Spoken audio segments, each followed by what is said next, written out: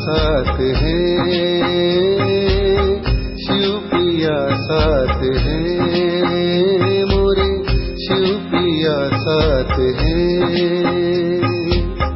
ज्ञान रत्नों की बरसात है, ज्ञान रत्नों की बरसात है, शिव पिया साथ है, मोरे शिव पिया साथ है। वो नजर में है, वो जिगर में है, सांसों के लंबे सफर में है। वो नजर में है, वो जिगर में है, सांसों के लंबे सफर में है। वो मेरे दिन रात है, वो मेरे दिन रात है, शिव पिया साथ है, मोरे शिव पिया साथ है।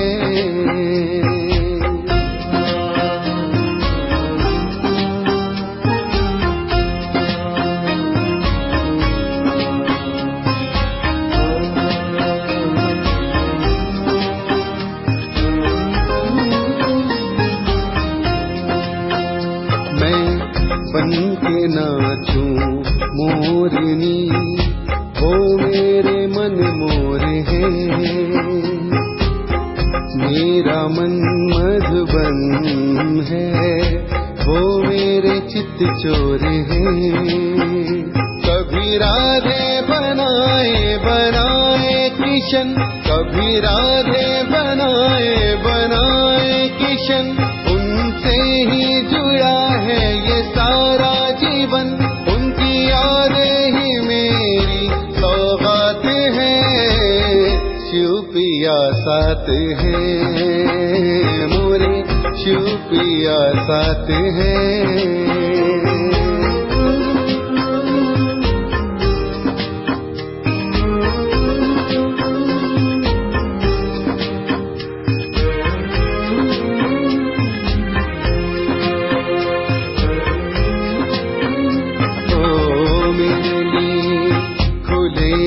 खजाने हम अष्टरत्न माला के दाने, मेरे लिए खुले हैं खजाने, हम अष्टरत्न माला के दाने। ओ मेरे शिव है, मैं उनका शंकर, एक न जानो है हमें अंतर, मेरा जन्म मरण का चक्कर, मेरा जन्म मरण का चक्कर, वो सदा शिव अमरनाथ है, शिव पिया साथ है, शिव पिया साथ है, मोरे शिव पिया साथ है।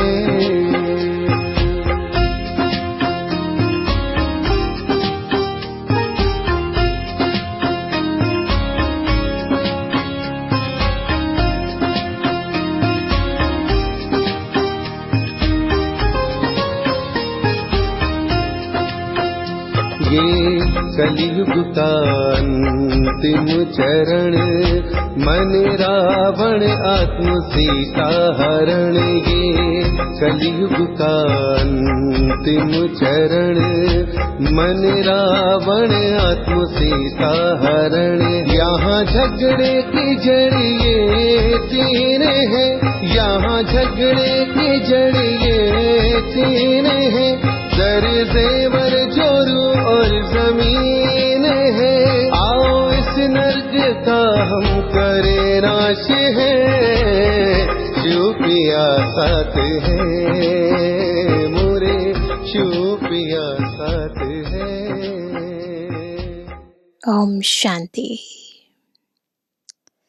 शिव बाबा ज्ञान सूर्य भी है और ज्ञान का सागर भी है। और वंडरफुल बात यह है कि सागर के समीप जाते हैं तो शीतलता का एहसास होता है, उसमें डूब जाने का समा जाने का मन होता है, लेकिन सूर्य के समीप तो जा ही नहीं सकते। लेकिन हाँ, ज्ञान सूर्य की किरणें इतनी शक्तिशाली, इतनी तीव्र,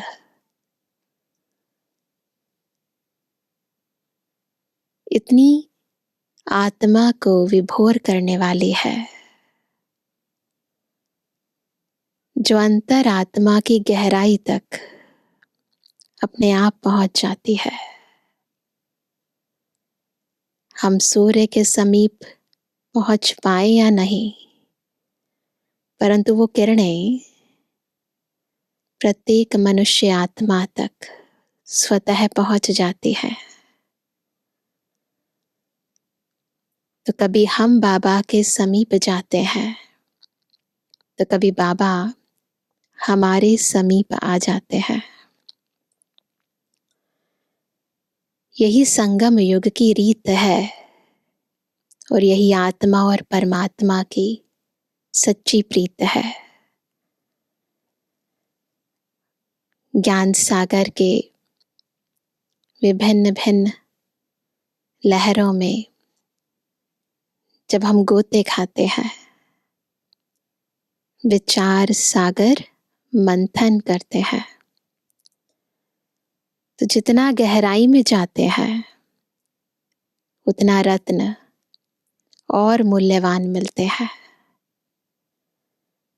जिस स्थूल रत्न प्राप्त होते ही मनुष्य मालामाल हो जाता है,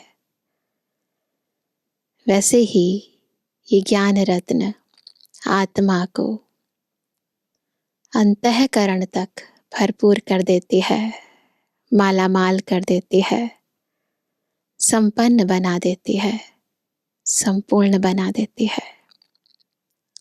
आज की मुरली भी हमें ज्ञान सागर के लहरों में लहराने के साथ साथ गहराई तक ले जा रही है। सुनते हैं बाबा के मधुर अमूल्य महावाक्य।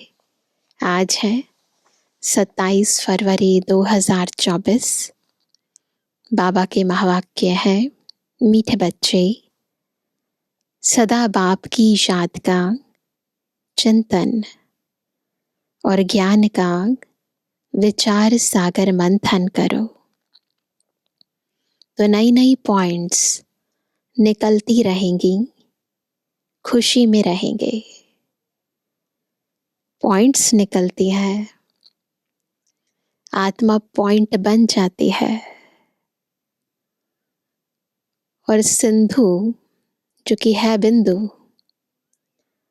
उसका सारा खजाना आत्मा में भर जाता है और भरपूर आत्मा खुशी में नाचती है। प्रश्न है, इस ड्रामा में सबसे बड़े से बड़ी कमाल किसकी है और क्यों? ड्रामा तो 5000 वर्ष का है, परंतु सबसे बड़ी से बड़ी कमाल कौन करता है? उत्तर है, पहला सबसे बड़ी कमाल है शिव बाबा की, क्योंकि वह तुम्हें सेकंड में परिज़्यादा बना देते हैं। सेकंड तो हमारी दुनिया की बात है, बाबा की दुनिया में तो घड़ी नहीं है। इससे भी कम टाइम में बस बाबा पहचाना जाना और बाबा ने अपना सब कुछ हमको देकर हमें परिज़्यादा बना दिया। ऐसी पढ़ाई पढ़ाते हैं जिससे तुम मनुष्य से देवता बन जाते हो। दुनिया में ऐसी पढ़ाई बाप के सिवाय और कोई पढ़ा नहीं सकता। दूसरा, ज्ञान का तीसरा नेत्र दे अंधियारे से रोशनी में ले आना, ठोकर खाने से बचा देना, यह बाप का काम है। इसलिए उन जैसी कमाल का वंडरफुल कार्य कोई कर नहीं सकता, है ना। ये कार्य कोई मनुष्य आत्मा, कोई धर्म आत्मा, कोई पुण्य आत्मा, कोई देवात्मा नहीं कर सकती। ओम शांति। रूहानी बाप रोज रोज बच्चों को समझाते हैं और बच्चे अपने को आत्मा समझ बाप से सुनते हैं। कैसे सुनते हैं? अपने को आत्मा समझ। जैसे बाप गुप्त है, वैसे ज्ञान भी गुप्त है। किसको भी समझ में नहीं आता है कि आत्मा क्या है, परमपिता परमात्मा क्या है। तुम बच्चों की पक्की आदत पड़ जानी चाहिए कि हम आत्मा है। ये आदत पक्की हो जानी चाहिए। बाप हम आत्माओं को सुनाते हैं। यह बुद्धि से समझना है और एक्ट में आना है। बाकी धंधा आदि तो करना ही है। पहले बॉडी कॉन्शियस होकर कार्य करते थे, अब सोल कॉन्शियस होकर कार्य करना है। कार्य सब करना है। कोई बुलाएंगे तो जरूर नाम से बुलाएंगे। नाम रूप है तब तो बोल सकते हैं, कुछ भी कर सकते हैं। सिर्फ यह पक्का करना है कि हम आत्मा है। कॉन्शियसनेस सोल की हो, बॉडी की नहीं हो। बाकी ये ज्ञान तो है कि जो कुछ करेंगे वो बॉडी के द्वारा ही करेंगे। कोई बुलाएगा तो बॉडी के नाम से ही बुलाएगा। आत्मा कहेंगे तो किसी को क्या समझ आएगा? सुनेंगे भी तो बॉडी के थ्रू ही सुनेंगे ना। तो इसीलिए ये जानते हैं कि ये मेरा शरीर है, इसका नाम ऐसा है, इसका रूप ये है, परंतु अंदर कॉन्शियसनेस में है कि ये मेरी बॉडी है और मैं आत्मा हूँ। पहले अपोजिट थी कॉन्शियसनेस कि मैं बॉडी हूँ, मेरा ये नाम है, मेरा ये रूप है। अब इस देह का ये रूप है, इस देह का ये नाम है। महिमा सारी निराकार की है। अगर साकार में देवताओं की महिमा है तो उन्हों को भी महिमा लायक बाप ने बनाया है। महिमा लायक थे, अब फिर बाप महिमा लायक बना रहे हैं। इसलिए निराकार की ही महिमा है। इस संसार में किसी भी मनुष्य आत्मा की महिमा नहीं है। उनको महिमा लायक बनाने वाला एक निराकार है। इसलिए महिमा एक की ही है, शिव बाबा की। तो बाबा कहते हैं इसलिए निराकार की ही महिमा है।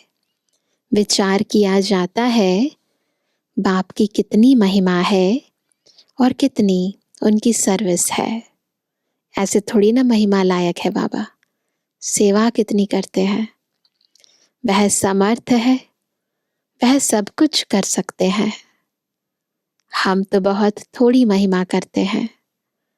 महिमा तो उनकी बहुत है। कहते हैं ना, तेरी महिमा अपरम अपार। मुसलमान लोग भी कहते हैं अल्लाह मियाँ ने ऐसे फरमाया। अब फरमाया किसके आगे? बच्चों के आगे फरमाते हैं जो तुम मनुष्य से देवता बनते हो। अल्लाह मियाँ ने किसके प्रति तो फरमाया होगा ना। तुम बच्चों को ही समझाते हैं जिसका कोई को पता ही नहीं। अभी तुमको पता पड़ा है, फिर यह नॉलेज ही गुम हो जाएगी। बौद्धि भी ऐसे कहेंगे क्रिश्चियन भी ऐसे कहेंगे, परंतु क्या फरमाया था यह किसको पता ही नहीं ना। भगवानुवाच हुआ, भगवान ने, अल्लाह मियाँ ने फरमाया, लेकिन किनके आगे फरमाया, क्या फरमाया, किसी को पता नहीं। बाप तुम बच्चों को अल्फ और बे समझा रहे हैं। आत्मा को बाप की याद भूल नहीं सकती। आत्मा अविनाशी है तो याद भी अविनाशी रहती है ना। विनाशी शरीर के भान में आने से भले भूल जाए ऊपर से, लेकिन अंदर में आत्मा को ये याद रहता है कि मेरा पिता परमात्मा है। जब दुख होगा, जब दर्द होगा, तो अपने आप नज़र, अपने आप मन और बुद्धि उसको याद करने लगेगी। तो आत्मा की याद भी अविनाशी है। तो बाबा कहते हैं बाप भी अविनाशी है। गाते हैं अल्लाह मियाँ ने ऐसे कहा था, परंतु वह कौन है, क्या कहते थे, यह कुछ भी नहीं जानते। अल्लाह मियाँ को ठिक्कर भीतर में कह दिया है तो जानेंगे फिर क्या। भक्ति मार्ग में प्रार्थना करते हैं, अब तुम समझते हो जो भी आते हैं उनको सतो रजो तमो में आना ही है। क्राइस्ट, बुद्ध जो आते हैं उनके पीछे सबको उतरना है। वो आत्माएं जब सृष्टि रंगमंच पर आती हैं तो उनके धर्म की आत्माएं परम धाम से फिर नीचे उतरती हैं। चढ़ने की बात नहीं, बाप ही आकर सबको चढ़ाते हैं, बाकी सब आत्माएं गिराती हैं। सर्व का सदगति दाता एक है और कोई सदगति करने नहीं आते। समझो क्राइस्ट आया, किसको बैठ समझाएंगे। इन बातों को समझने लिए अच्छी बुद्धि चाहिए, नई नई युक्तियां निकालनी चाहिए, मेहनत करनी है, रत्न निकालना है ना। ऐसे नहीं कि जो सुना बस वैसे ही, नहीं, गहराई में जाना है, विचार सागर मंथन करना है। इसलिए बाबा कहते हैं विचार सागर मंथन करके लिखो, फिर पढ़ो कि क्या क्या मिस हुआ ना। फिर चेक करो क्या क्या मिस किया। बाबा का जो पाठ है वह चलता रहेगा। बाप कल्प पहले वाली नॉलेज सुनाते हैं।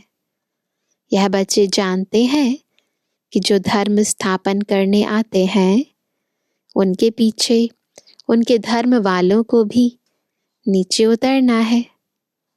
वह किसको चढ़ाएंगे, कैसे?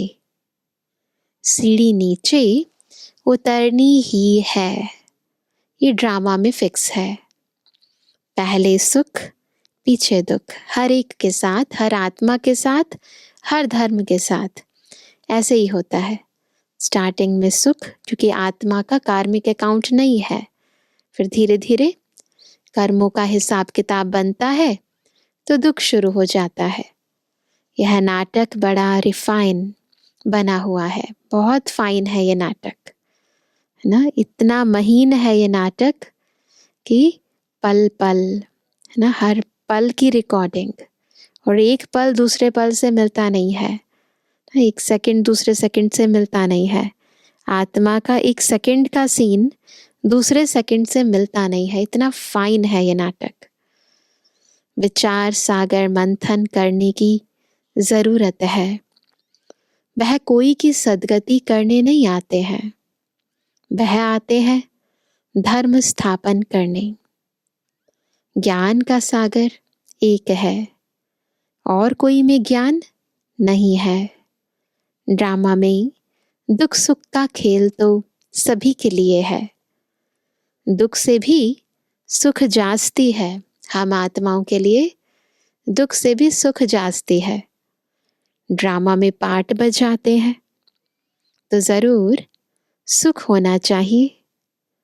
बाप दुख थोड़ी स्थापन करेंगे। बाप तो सबको सुख देते हैं, दुख हरता है, सुख करता है। विश्व में शांति हो जाती है। दुख धाम में तो शांति हो ना सके। शांति तब मिलनी है जब वापस शांति धाम में जाएंगे। बाप बैठ समझाते हैं।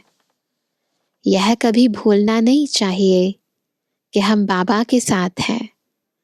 बाबा आया हुआ है असुर से देवता बनाने। यह देवताएं सदगति में रहते हैं तो बाकी सब आत्माएं मूल वतन में रहती हैं। ड्रामा में सबसे बड़ी कमाल है बेहद के बाप की, जो तुमको परिज़ादा बनाते हैं ना। परिज़ादा बनाते हैं। पढ़ाई से तुम परी बनते हो। भक्ति मार्ग में समझते कुछ भी नहीं, माला फेरते रहते हैं ना। माला फेरने से क्या होगा, क्या मिलेगा, कुछ नहीं पता। कोई हनुमान को, कोई किसको याद करते हैं। उनको याद करने से फायदा क्या। बाबा ने कहा है महारथी तो उन्होंने बैठ हाथी पर सवारी दिखा दी है ना। बाबा ने महारथी नाम बोला तो उन्होंने प्रतीकात्मक रूप में हाथी पर सवारी दिखा दी है, तो वो महारथी हो गए। यह सब बातें बाप ही समझाते हैं। जो बाबा बोलते हैं उनको पिक्चराइज कर देते हैं। तो प्रतीकात्मक रूप से दिखाते रहते हैं, विजुअल्स दिखाते हैं, है ना। उसका भाव जो है वो नहीं समझते। बड़े बड़े आदमी कहाँ जाते हैं तो कितनी आजयान यानी आओ भगत करते हैं।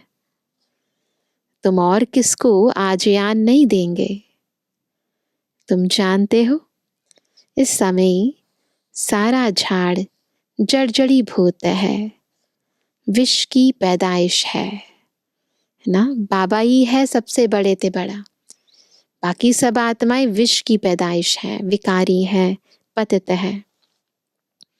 तुमको अब फीलिंग आनी चाहिए कि सतयुग में विष की बात नहीं, शब्द ही नहीं है। बाप कहते हैं मैं तुमको पद्मा पदम पति बनाता हूँ। सुदामा पद्मा पदम पति बनाना, जो स्टोरी सुनाते हैं कि कैसे चावल मुट्ठी के बदले इतने महल मिल गए। सब अपने लिए ही करते हैं, ये बात पक्का रखना है। जो कुछ करते हैं चाहे तन से, चाहे मन से, चाहे धन से, किसी के लिए नहीं करते हैं, न बाबा के लिए करते हैं, अपने लिए करते हैं। बाप कहते हैं इस पढ़ाई से तुम कितने ऊंच बनते हो। यह गीता सब सुनते पढ़ते हैं, यह भी पढ़ता था, परंतु जब बाप ने बैठ सुनाया तो वंडर खाया। बाप की गीता से सदगति हुई। यह मनुष्यों ने क्या बैठ बनाया है। कहते हैं अल्लाह मियाँ ने ऐसे कहा। सदगति किससे हुई? जो बाबा ने गीता सुनाई। और दुनिया वाले फिर वो जो श्रीमद् भगवत गीता मनुष्य आत्माओं द्वारा लिखी गई है वो पढ़ते हैं और सोचते हैं उससे सदगति होगी। फिर दुनिया वाले कहते हैं कि अल्लाह मियाँ ने ऐसे कहा, परंतु समझते कुछ भी नहीं। अल्लाह कौन? देवी देवता धर्म वाले ही भगवान को नहीं जानते हैं, तो जो पीछे आते हैं वह क्या जाने। जो देवी देवता बने ईश्वर की महावाक्यों से, जिन्होंने परमात्मा से डायरेक्ट पालना ली, वो ही भूल गए। फिर पीछे वाले क्या जानेंगे। सर्वशास्त्रमयी शिरोमणि गीता ही रॉन्ग कर दी है, तो बाकी फिर शास्त्रों में क्या होगा? तो सब शास्त्रों की माँ है, वही रॉन्ग है, तो बाकी बच्चों का क्या होगा? बाप ने जो हम बच्चों को सुनाया वह प्राय लोप हो गया।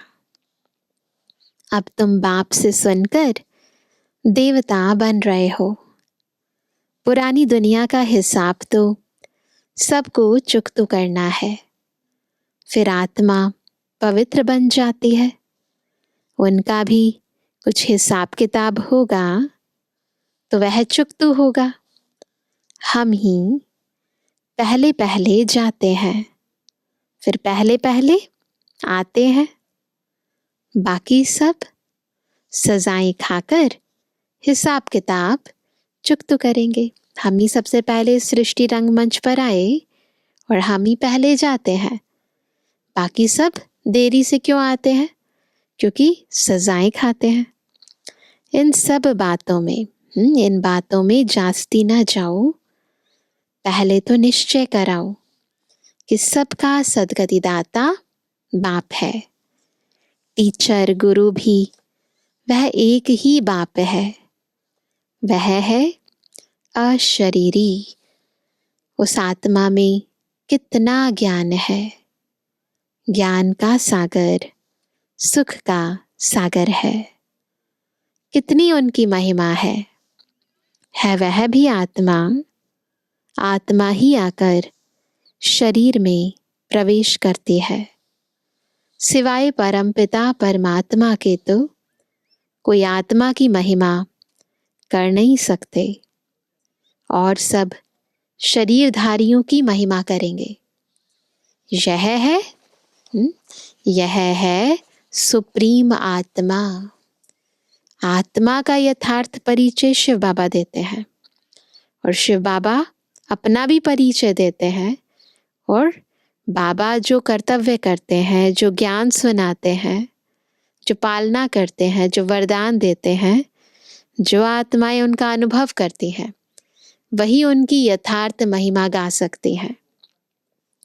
शरीर बगैर आत्मा की महिमा सिवाय एक निराकार बाप के कोई की हो नहीं सकती। केवल बाबा की महिमा है ना। बाकी सब आत्माओं की जो भी महिमा करते हैं, जब आत्मा शरीर धारण करके कर्तव्य करती है तब करते हैं। केवल परमात्मा की आत्मा की महिमा है। आत्मा में ही ज्ञान के संस्कार हैं।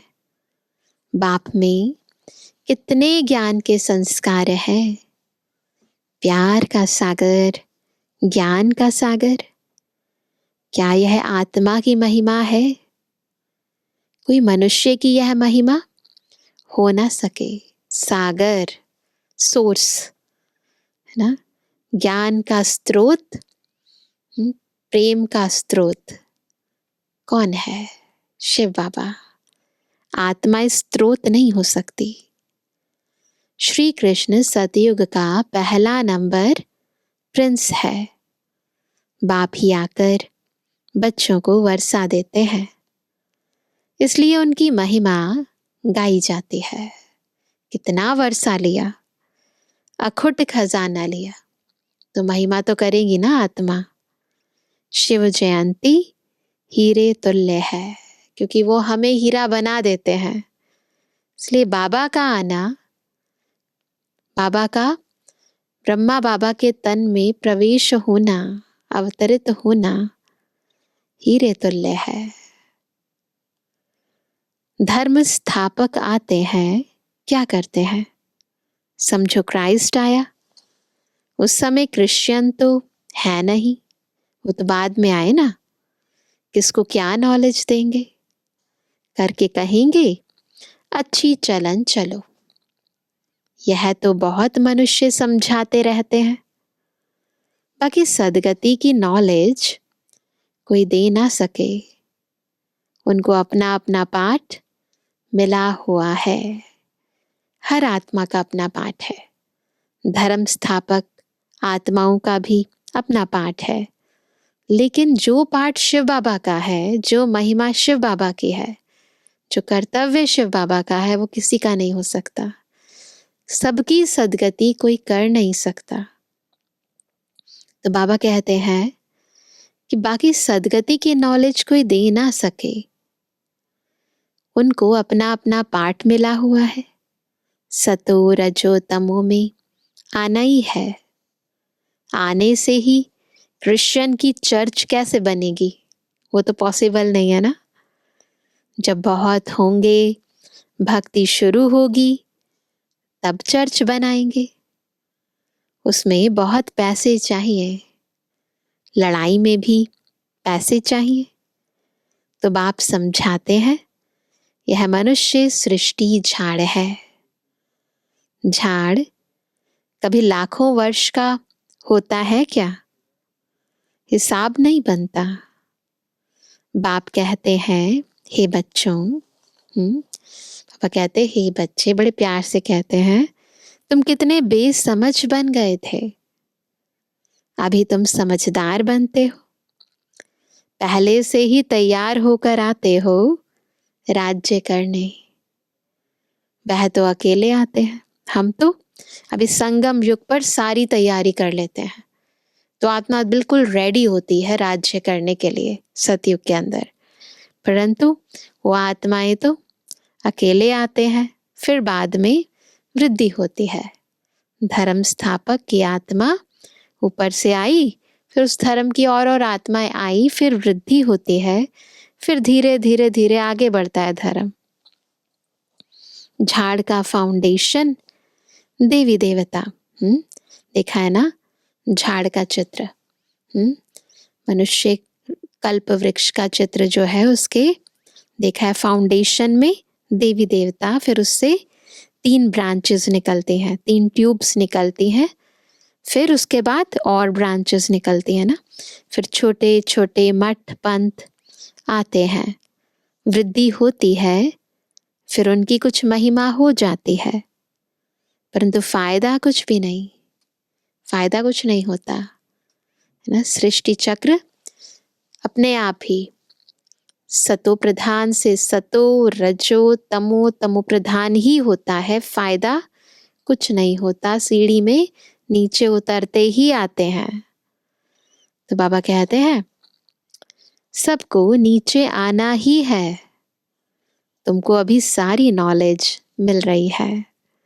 कहते हैं गॉड इज नॉलेजफुल, परंतु नॉलेज क्या है? कहते हैं ना गॉड इज नॉलेजफुल, है ना, तो ज्ञान का सागर है, परंतु नॉलेज क्या, कौन सा ज्ञान देते हैं बाबा, यह किसको मालूम नहीं है। तुमको अभी नॉलेज मिल रही है। भाग्यशाली रथ तो जरूर चाहिए, है ना, बाबा को रथ तो चाहिए ना। बाप साधारण तन में आते हैं, तब यह भाग्यशाली बनते हैं। ब्रह्मा बाबा कैसे बनते हैं? जब शिव बाबा उन्हें भागीरथ बनाकर उनमें प्रवेश करते हैं। सतयुग में सब पद्मा पदम भाग्यशाली हैं। अब तुमको ज्ञान का तीसरा नेत्र मिलता है। सबको ज्ञान का तीसरा नेत्र मिलता है, जिससे तुम लक्ष्मी नारायण जैसे बनते हो। ज्ञान का नेत्र मिलता है, ज्ञान को धारण करते हैं, है ना, बाबा को याद करते हैं, लक्ष्मी नारायण बनते हैं। ज्ञान तो एक ही बार मिलता है, भक्ति में तो धक्के खाते हैं। अंधियारा है, ज्ञान है दिन, दिन में धक्के नहीं खाते, रात को दिखाई नहीं देता तो धक्के खाते हैं। तो आत्मा का ज्ञान का नेत्र बंद होता है, इसीलिए आत्मा धक्के खाती है, पता नहीं होता, बस करते रहते हैं अंधविश्वास में। जो समझ में आया, जैसे परंपरा चल रही है, तो ज्ञान नहीं है तो बस धक्के खाते रहते हैं। जब बाबा आते हैं, ज्ञान का नेत्र देते हैं, उजियारा होता है, फिर धक्के नहीं खाते हैं। बाप कहते हैं भल घर में गीता पाठशाला खोलो। बहुत ऐसे हैं जो कहते हैं हम तो नहीं उठाते, दूसरों के लिए जगह देते हैं, खुद नहीं उठा सकते, ज्ञान सुना नहीं सकते, फिर जगह दे देते हैं। यह भी अच्छा। यहाँ बहुत साइलेंस होनी चाहिए। बाबा शांति धाम का निवासी, हम आत्माएं भी शांत स्वरूप शांति धाम की मूल निवासी। तो इसलिए स्वपिता के साथ स्वधर्म में टिककर जब बैठते हैं तो आवाज में आने का अपने आप ही मन नहीं करता। जब बाप दादा आते हैं तो पिन ड्रॉप साइलेंस ऑटोमेटिक हो जाती है, और जब जाते हैं तो पता चलता है कितनी भीड़ थी। यह है होलीएस्ट ऑफ होली क्लास, जहां शांति में तुम बाप को याद करते हो। हमको अब शांति धाम जाना है, इसलिए बाप को बहुत प्यार से याद करना है। जाना है ना, तो जहां जाना है वहां की रीति तो अपनानी है ना। सतयुग में 21 जन्म के लिए तुम सुख शांति दोनों पाते हो। बेहद का बाप है, बेहद का वर्षा देने वाला। तो ऐसे बाप को फॉलो करना चाहिए। अहंकार नहीं आना चाहिए, वह गिरा देता है ना। कई बार हम सोचते हैं कि हम क्यों फॉलो करें, हम ठीक है ना, हम जो कर रहे हैं वो ठीक है। पर नहीं, यहाँ पर निमित्त निर्माण बनना पड़ता है। जो बाबा कहे, जैसा कहे वो मानना होता है, आज्ञाकारी बनना होता है। इसलिए बाबा कहते हैं अहंकार नहीं आना चाहिए, वह गिरा देता है। बहुत धैर्यवत अवस्था चाहिए, धीरज बहुत चाहिए। ऐसे नहीं अभी अभी करे अभी अभी मिल जाए, नहीं मिलता है, जरूर मिलता है, पर सहज पके सो मीठा मिलता है। हठ नहीं, देह अभिमान को हठ कहा जाता है। जिद करते हैं, सिद्ध करते हैं, सब देह अभिमान है। बहुत मीठा बनना है। देवताएं कितने मीठे हैं, कितनी कशिश होती है। बाप तुमको ऐसा बनाते हैं, तो ऐसे बाप को कितना याद करना चाहिए। तो बच्चों को यह बातें बार बार सिमरण कर हर्षित होना चाहिए। इनको तो निश्चय है, ब्रह्मा बाबा को निश्चय है कि हम शरीर छोड़ यह यानी लक्ष्मी नारायण बनेंगे, है ना। एम ऑब्जेक्ट का चित्र पहले पहले देखना चाहिए। जिनको जितना निश्चय है उतना नशा है, खुशी है। निश्चय कम तो नशा कम। तो निश्चय, निशाना और नशा, तीनों का अपना कनेक्शन है आपस में। तो बाबा कहते हैं एम ऑब्जेक्ट का चित्र पहले पहले देखना चाहिए। वह तो पढ़ाने वाले देहधारी टीचर होते हैं दुनिया में। यहाँ पढ़ाने वाला निराकार बाप है, जो आत्माओं को पढ़ाते हैं। यह चिंतन करने से ही खुशी होती है। कौन हमें पढ़ाते हैं? इनको यह नशा रहता होगा कि ब्रह्मा सो विष्णु, विष्णु सो ब्रह्मा कैसे बनते हैं। ब्रह्मा बाबा को तो बहुत पक्का निश्चय, नशा और लक्ष्य बिल्कुल सामने रहता। यह वंडरफुल बातें तुम ही सुनकर, धारण कर, फिर सुनाते हो। सुनाने से पहले जो सुना है उसकी धारणा बहुत जरूरी है। बाप तो सबको क्या बनाते हैं? विश्व का मालिक बनाते हैं। बाकी यह समझ सकते हैं, क्या समझ सकते हैं कि राजाई के लायक कौन कौन बनेंगे। बनाते बाबा सबको हैं, लेकिन ये भी समझते हैं कि राजाई के लायक कौन कौन बनते हैं। बाप का फर्ज है बच्चों को ऊंचा उठाना। बाप सबको विश्व का मालिक बनाते हैं। बाप कहते हैं मैं विश्व का मालिक नहीं बनता हूं। बाप इस मुख द्वारा बैठ नॉलेज सुनाते हैं। आकाशवाणी कहते हैं।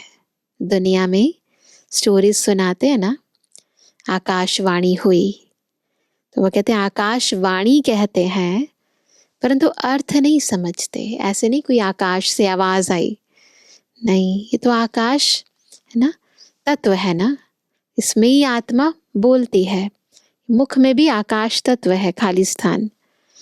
बाबा कहते हैं सच्ची आकाशवाणी तो यह है जो बाप ऊपर से आकर इस गौमुख द्वारा सुनाते हैं। गौमुख ब्रह्मा बाबा का मुख, इस मुख द्वारा वाणी निकलती है। बच्चे बहुत मीठे होते हैं। कहते हैं बाबा आज टोली खिलाओ। छज्जी यानी बहुत टोली बच्चे, है ना, सिंधी में कहते हैं छज्जी टोली बच्चे, यानी बहुत मीठे बच्चे। अच्छे बच्चे कहेंगे हम बच्चे भी हैं तो हम सर्वेंट भी हैं। बाबा को बहुत खुशी होती है बच्चों को देखकर। जब कहते हैं ना कि हम सर्वेंट हैं तो अहंकार टूट जाता है। जितना अहंकार रहित है आत्मा, देही अभिमानी है, उतना बाबा को प्यारी है। बच्चे जानते हैं समय बहुत थोड़ा है। इतने जो बॉम्ब्स बनाए हैं वह ऐसे ही फेंक देंगे क्या? फेंकने के लिए थोड़ी ना बनाए हैं। जो कल्प पहले हुआ था सो फिर भी होगा। समझते हैं विश्व में शांति हो, परंतु ऐसे तो हो ना सके। विश्व में शांति तुम स्थापन करते हो। तुमको ही विश्व के बादशाही की प्राइज मिलती है। देने वाला है बाप। मनुष्य आत्माएं नहीं देंगी, बाबा देंगे। योग बल से तुम विश्व की बादशाही लेते हो। ये बाबा की प्राइज मिलती है हमें। हम बाबा को याद करके इतने शक्तिशाली बन जाते हैं जो हमें विश्व की बादशाही मिल जाती है। शारीरिक बल से विश्व का विनाश होता है। साइलेंस से तुम विजय पाते हो। अच्छा मीठे में किसी के लिए जन्मवानी बच्चों पितृवानी बाप दादा का दिल जान से को प्रेम से नंबरवार पुरुषार्थ अनुसार याद कर और बुद्धवानी। रूहानी बच्चों की रूहानी बाप दादा को गुड मॉर्निंग, नमस्ते नमस्ते नमस्ते। धारणा के लिए मुख्य सार। पहला, अपनी अवस्था बहुत धैर्यवत बनानी है। बाप को फॉलो करना है। किसी भी बात में अहंकार नहीं दिखाना है। देवताओं जैसा मीठा बनना है। सेकंड पॉइंट, सदा हर्षित रहने के लिए ज्ञान का सिमरण करते रहो। विचार सागर मंथन करो। ज्ञान का सिमरण करो, विचार सागर मंथन करो। हम भगवान के बच्चे भी हैं तो सर्वेंट भी हैं। इसी स्मृति से सेवा पर तत्पर रहो। वरदान है मनमना भव के साथ मध्याजी भव के मंत्र स्वरूप में स्थित रहने वाले महान आत्मा भव। कैसे बनेंगे महान आत्मा?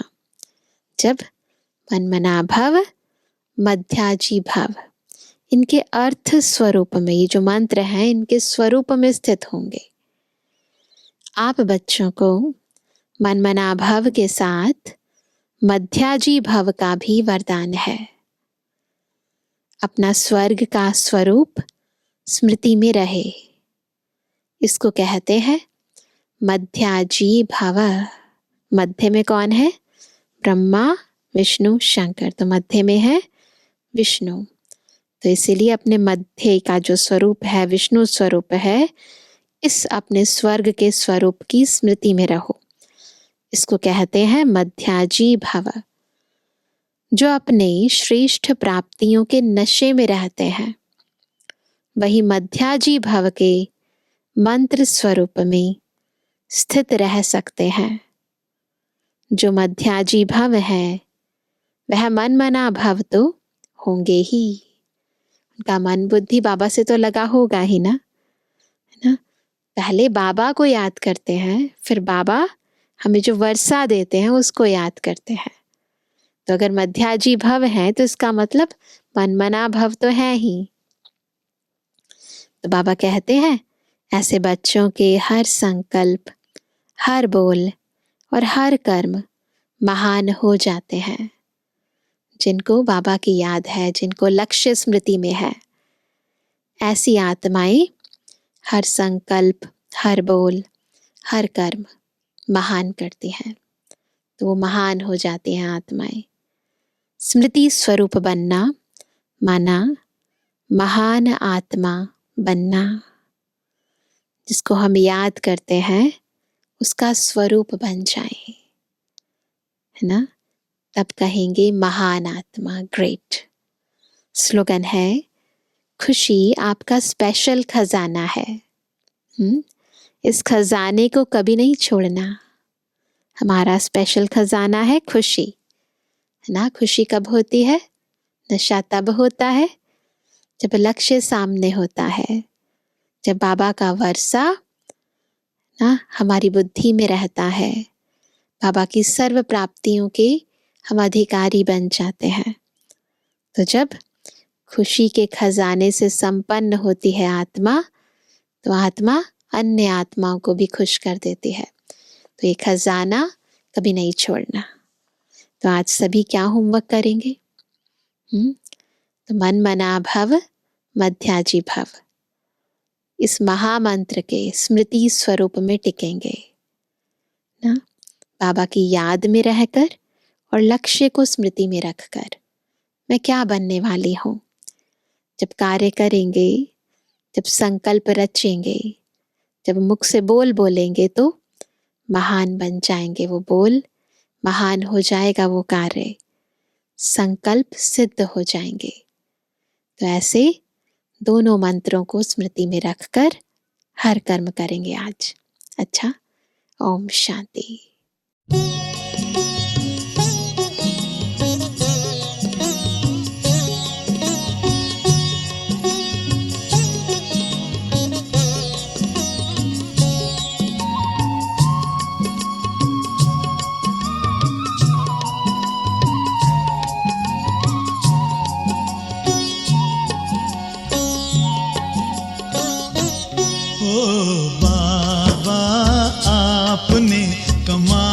कर दिया हो बाबा, आपने कमाल कर दिया। हमारा सारा जीवन आपने खुशहाल कर दिया। हाँ, खुशहाल कर दिया हो बाबा, आपने कमाल कर दिया। हमारे बाबा आपने कमाल कर दिया।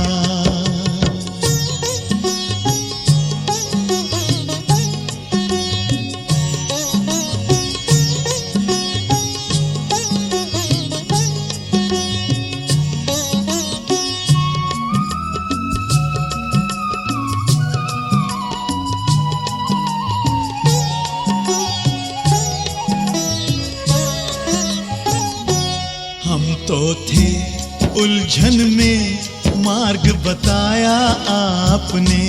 हम तो थे उलझन में मार्ग बताया आपने। हम तो थे गफलत में आके जगाया आपने। हम तो थे गफलत आपकी मीठी दृष्टि ने हमको निहाल कर दिया, हाँ निहाल कर दिया हो बाबा आपने कमाल कर दिया हमारे बाबा, ओ प्यारे बाबा आपने कमाल कर दिया।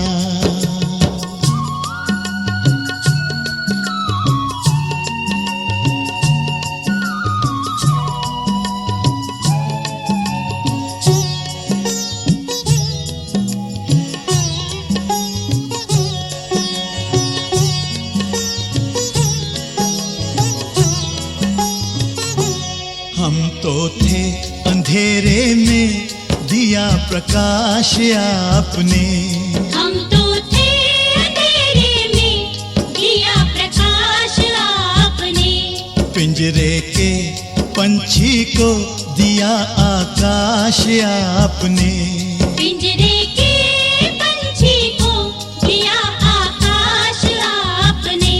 आपकी शुभ आशीष ने हमको माला माल कर दिया, हम माला माल कर दिया हो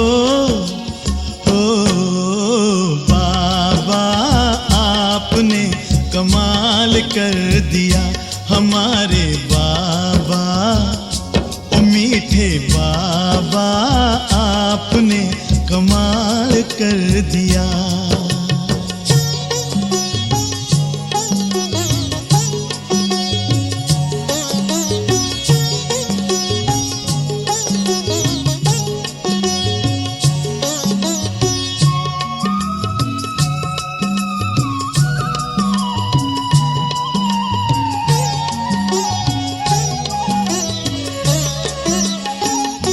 हमारा काया कल्प किया अनोखे राजयोग ने, हमारा काया कल्प किया अनोखे राजयोग ने, हमें बिल्कुल ही बदल दिया योग के नित्य प्रयोग ने, हमें बिल्कुल ही बदल दिया योग के नित्य प्रयोग ने। आपकी शुभ शिक्षा ने हमको बेमिसाल कर दिया, बेमिसाल कर दिया हो बाबा आपने कमाल कर दिया हमारे बाबा, ओ प्यारे बाबा आपने कमाल कर दिया हमारा सारा जीवन आपने खुशहाल कर दिया, हाँ खुशहाल कर दिया हो